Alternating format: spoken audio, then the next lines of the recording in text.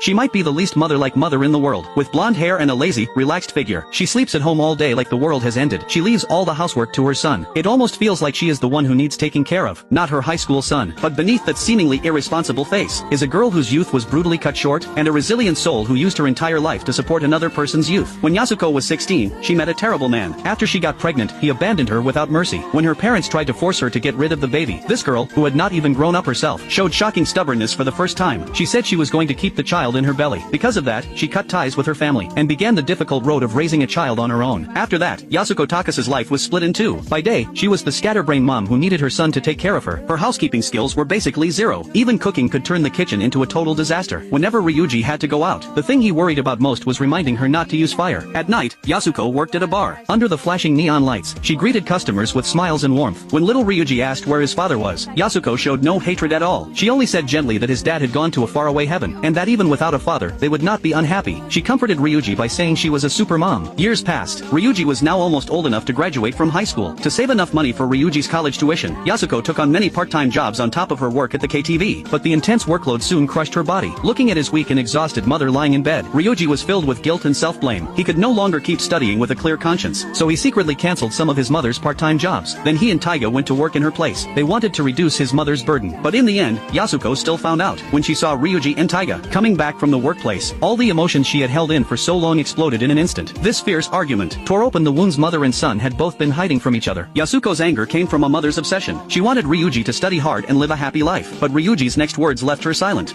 勉強をしなかったのは誰だ？やりたいことをしてたのは、立派な人間にならなかったのは、全部お前のことじゃねえかよ！